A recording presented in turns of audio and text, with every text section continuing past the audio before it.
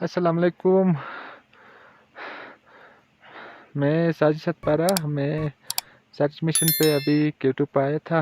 वालिद अली सतपारा और उसकी टीम जेम्स नूरी और जेपी के, तो सारी टीम की बॉडीज़ हमें मिली है, लेकिन जो वालिद और जेम्स नूरी की जो बॉडीज़ है वो बहुत टेक्निकल प्लेसेस पे है।